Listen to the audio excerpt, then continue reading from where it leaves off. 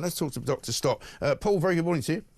Good morning, Mike. Good to see you. I mean, this is unbelievable, isn't it? I mean, we now know why the Home Office is not fit for purpose and why they can't seem to do anything about all of the problems they've got, like asylum seekers, like the border, like grooming gangs, like clamping down on all sorts of horrible extremism that goes on from the Islamic side of things.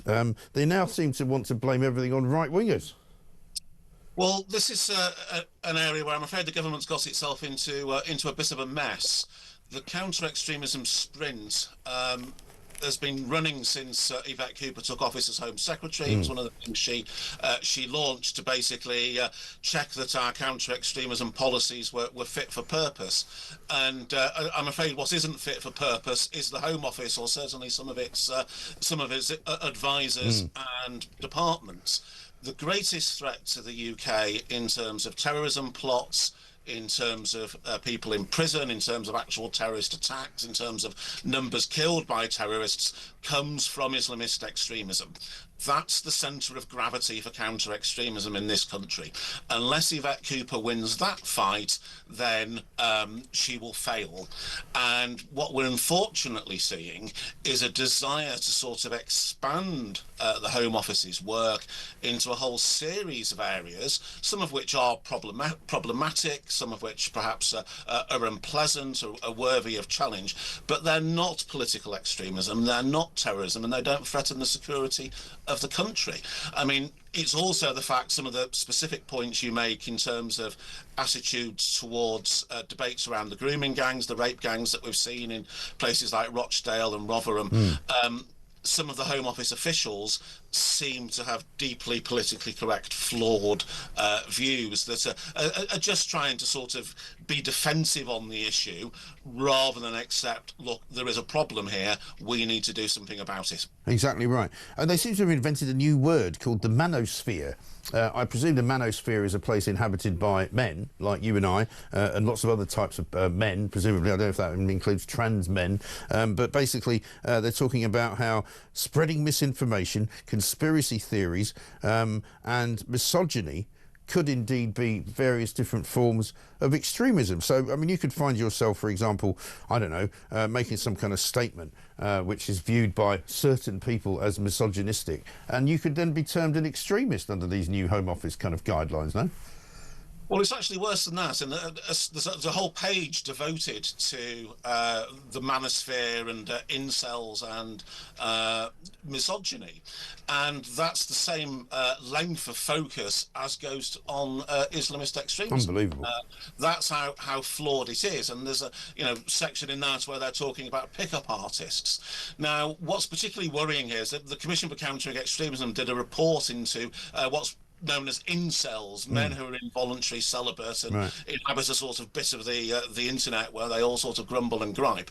And this is a Home Office appointed body, the Commission, and what they found was there's some mental health issues here, there's some need for support in that area, but it's not terrorism.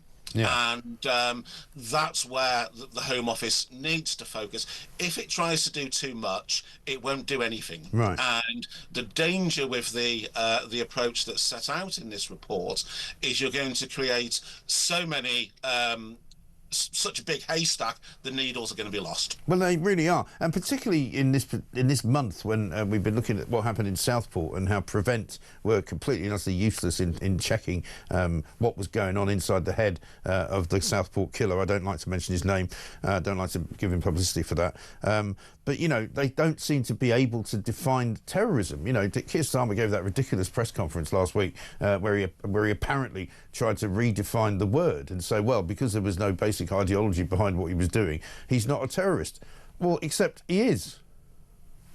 Well, the Prime Minister really seemed to be all over the place in that speech, and at one point he seems to be talking about terrorism as any action which terrorizes, and of course that's exactly the same problem of being too expansive. And it's notable there was quite a strong pushback. The government's advisor on counter-terrorism legislation, I think sort of rather rejected that view. Yes. I'm hoping that the Home Office, I mean, they seem to be rowing back a bit in terms of this report, perhaps because it's had such a negative response since it was policy exchange, but we have to hope that wiser heads prevail. What worries me, though, Mike, in particular, is that very often in politics it's the officials who are permanent rather than the politicians. Right. And if the officials are getting it this wrong, then we really do have a problem. Well, exactly, because what this tells you about the Home Office, and obviously it would be a sweeping statement to say everybody in the Home Office, but certainly,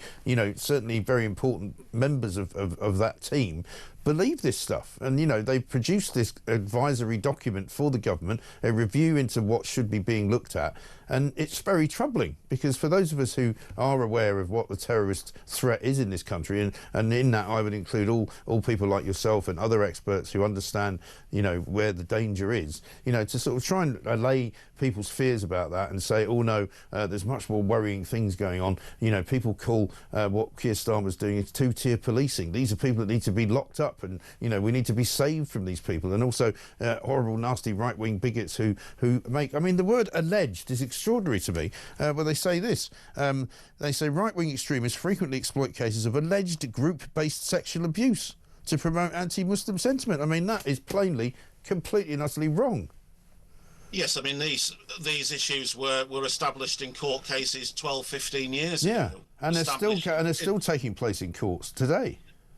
Precisely, and we need to ensure not only that these cases are policed with rigour, but the deeply unpleasant aspects of them are understood and acted upon by the Home Office, and these aren't issues where they can sort of throw a veil over it so to lessen damage. We need, you know, the best way of dealing with problems is sometimes disinfectant. Yeah, shining a light on things rather than hiding away, or moving the light and going, oh, never mind all that, look about what's going on over here. It is extraordinary. Good to talk to you, Dr. Paul Stott. Thank you very much indeed, Head of Security and Extremism at Policy Exchange. This